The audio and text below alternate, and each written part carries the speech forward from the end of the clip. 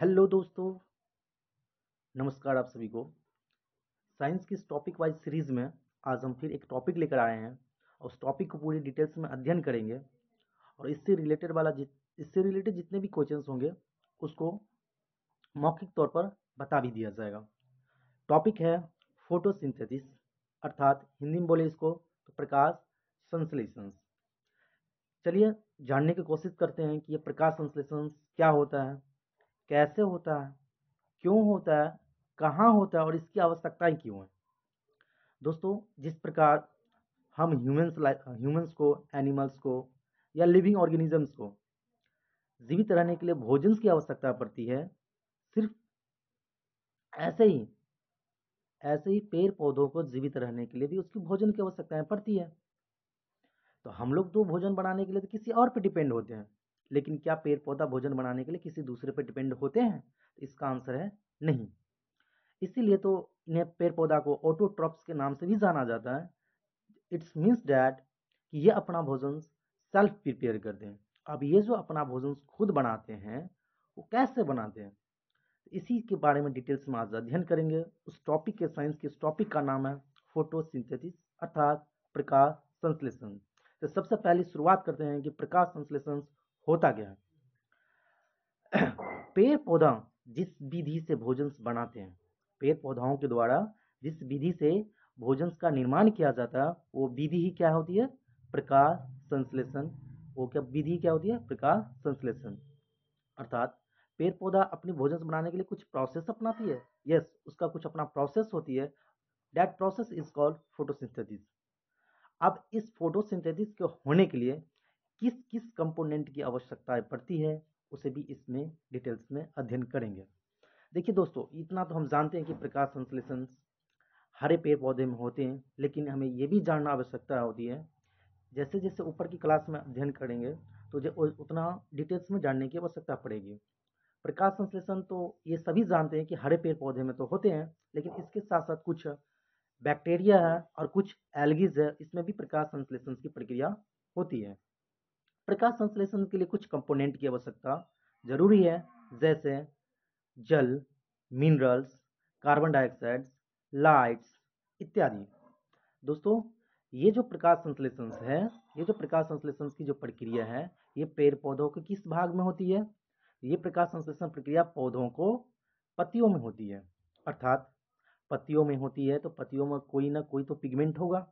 Yes, पत्ती में पाई जाती है क्लोरोफिल्स। उसी पिगमेंट के सहारा से प्रकाश संश्लेषण की प्रक्रिया होती है। चलिए हम दोस्तों जानते हैं कि प्रकाश संश्लेषण की प्रक्रिया कैसे होती है।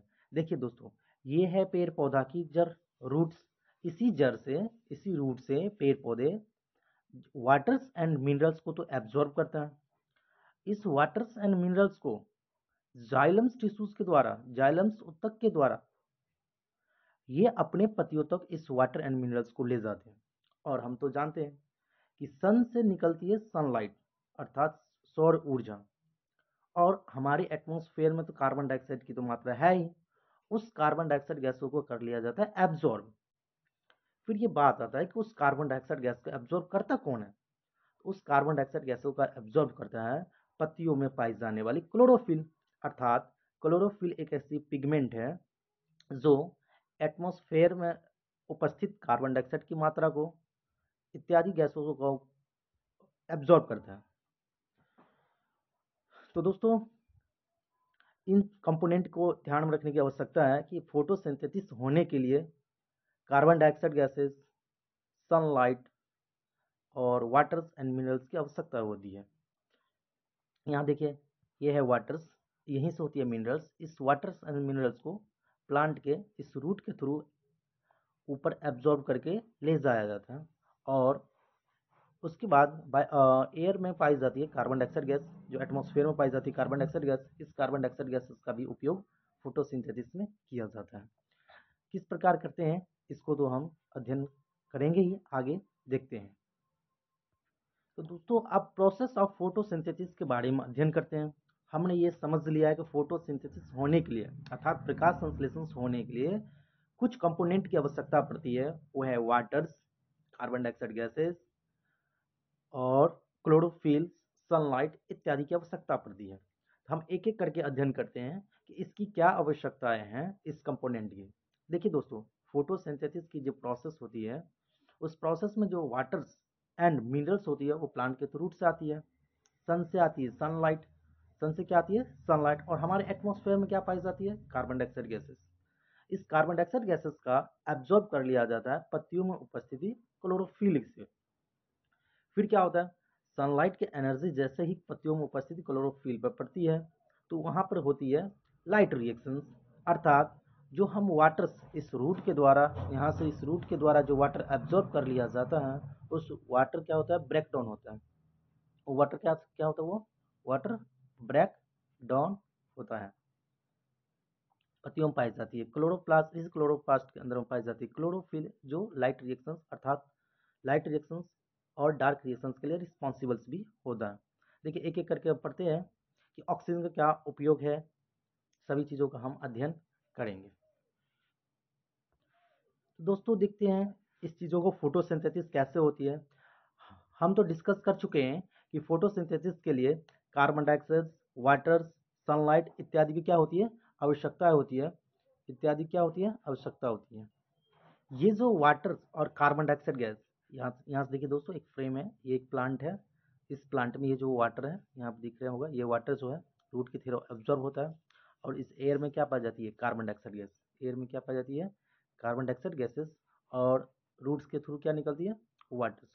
रूट में क्या रूट में क्या क्या एब्जॉर्ब होता है, वाटर।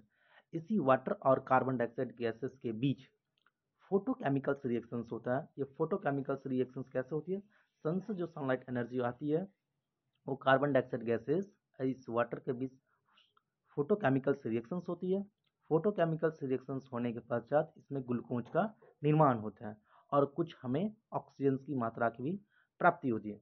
यही ऑक्सीजन गैसेस का उपयोग ह्यूमंस के द्वारा अर्थात लिविंग ऑर्गेनिजम्स के द्वारा रिस्पायरेशंस में काम कर लिया जाता है, रिस्पायरेशंस में प्रयोग कर लिया जाता है, और ये प्लांट जो अपना फूड जो बनाता है वो ग्लूकोज बनाता है। देखिए दोस्तों, हम लोग जो भोजन करते हैं वो तो फूड स्टोर्स होता है, ग्लाइकोजन के फॉर्म में, लेकिन प्लांट जो फूड बनाता है अर्थात उसमें जो ग्लूकोज का जो निर्माण होता है, ग्लूकोज का जो फॉर्मेशंस होता है, वो फॉर्मेशंस वो स्टार्च अर्थात मंद के रूप में स्टोर करते हैं। आप चलिए चर्चा करते हैं कि ये जो अपना प्लांट पेड़ पौधे के द्वारा जो फूड बनाई जाती है, उस फूड बनाने के बाद वो अपनी भोजन को किस प्रकार दूसरी जगह तक ट्रांसपोर्टेशन करती है, परिवहन करती है। दोस्तों ये तो हम जानते हैं कि पेड़ पौधा का जो भोजन जो तैयार होती है वो कहाँ पर तैयार होती है, पत्तियों में तैयार होती है। कहाँ पर तैयार होती है, पत्तियों में। पत्तियों में ही क्यों तैयार होती है, क्योंकि पत्तियों में पाई जाती है क्लोरोफिल, जो लाइट रिएक्शन और डार्क रिएक्शंस के लिए रिस्पॉन्सिबल होता है। अब ये लाइट रिएक्शंस और डार्क रिएक्शंस क्या होती है, इसकी तो आगे वीडियो में हम चर्चा करेंगे। फिर भी थोड़ा सा रिव्यू जान लीजिए। लाइट रिएक्शंस, वाटर का मॉलिक्यूल्स जब ब्रेक डाउन होता है, वाटर के मॉलिक्यूल्स जब ब्रेक डाउन होता है और ऑक्सीजन की निर्माण होती है, ये लाइट रिएक्शंस होती है, और डार्क रिएक्शंस में ग्लूकोज का निर्माण होती है। ये सब तो चर्चा करेंगे ही, और हम चर्चा कर रहे हैं क्या कि जो इसमें ग्लूकोज का जो फॉर्मेशन होता है, ग्लूकोज का जो निर्माण होता है, अर्थात पेड़ पौधा जो अपना भोजन बना लेता है, इस बने हुए भोजन को पेड़ पौधा अपनी फिर विभिन्न पत्तियों में, विभिन्न टहनियाँ में, विभिन्न जड़ में वो पहुँचाने का काम करते हैं। तो पेड़ पौधा जो पत्तियों से जो भोजन जड़ तक पहुँचाते हैं, पत्तियों से जो भोजन जड़ तक पहुँचाते हैं, इसके लिए एक अलग टिश्यूज जिम्मेदार होती है। इसके लिए जो टिश्यू जिम्मेदार होती है वो है फ्लोएम। फ्लोएम टिश्यूज क्या करती है, फ्लोएम उत्तक क्या करती है, पौधे में जो भी भोजन प्रिपेयर हो जाता है उसे पौधे के विभिन्न भागों तक पहुंचाने की कार्य करती है, और पौधे इस प्रकार वृद्धि और विकास, पौधे में इस प्रकार वृद्धि और विकास होते रहता है। तो दोस्तों ये है फोटोसिंथेसिस। हमने जाना फोटोसिंथेसिस क्या होता है, कैसे होता है, क्यों होता है, कहाँ होता है। चलिए सब चीज़ का फिर से एक बार रिव्यू, या उसको हम बोलते हैं एक रिव्यू ले लेते हैं, उसको रिवाइज कर लेते हैं। फोटोसिंथेसिस क्या है, फोटोसिंथेसिस एक ऐसी प्रोसेस है जिसके थ्रू पेड़ पौधा अपना भोजन बनाता है। ये भोजन बनाता कहाँ पे है, पेड़ पौधे अपनी भोजन हरी पत्तियों में बनाती है। हरी पत्ती में ही क्यों बनाती है, क्योंकि हरी पत्ती में पाई जाती है क्लोरोफिल। क्लोरोफिल्स में ऐसा क्या चीज़ है जो उस फोटोसिंथेसिस के लिए रिस्पॉन्सिबल है, तो क्लोरोफिल्स में पाई जाती है पिगमेंट्स। क्लोरोप्लास्ट के अंतर्गत पाई जाती है क्लोरोफिल। उसमें उसमें गैसों का उसमें जो लाइट एनर्जी का जो अवशोषण होता है क्लोरोफिल में जाने के बाद ये ब्रेक डाउन होता है, अर्थात वाटर और कार्बन डाइऑक्साइड मॉलिक्यूल्स का ब्रेक डाउन होता है, ग्लूकोज का निर्माण होता है और ऑक्सीजन रिलीज होती है। एक ऐसा कभी क्वेश्चन आ जाए दोस्तों तो ये पूछ सकता है कि क्लोरोफिल में किस प्रकार की एलिमेंट पाई जाती है, तो याद रखना और क्लोरोफिल में मैग्नीशियम नाम की पिगमेंट पाई जाती है। ये सारी चीजें हैं। प्रकाश संश्लेषण न सिर्फ प्लांट हरे पेड़ पौधे में होती है बल्कि कुछ बैक्टीरिया और कुछ एल्गी में भी होती है। उस बैक्टीरिया का नाम है साइनोबैक्टीरियस और उस एल्गी का नाम है ब्लू ग्रीन एल्गी। इस समय भी क्या होती है, प्रकाश संश्लेषण की प्रक्रिया होती है, अर्थात ये अपने भोजन भी अर्थात सन के उपस्थिति में सन की सहायता से खुद अपने भोजन का तैयार करते हैं। क्या हम इस सब को कह सकते हैं कि ये ऑटोट्रॉप्स हैं? यस, ये सब सभी ऑटोट्रॉप्स हैं, अर्थात जो अपना भोजन स्वयं बनाते हैं, जो अपना भोजन खुद से प्रिपेयर करते हैं, उससे हम फोटोसिंथेसिस के माध्यम से वो अपना भोजन से बनाते हैं, उसे हम ऑटोट्रॉप्स कहते हैं।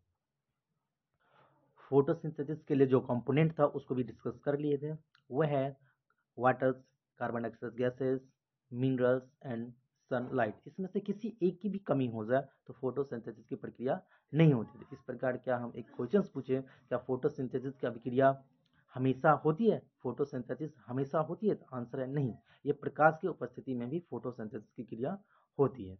इस प्रकार दोस्तों हमने देखा फोटोसिंथेसिस क्या होती है, क्यों होती है, कहाँ होती है और किस लिए होती है।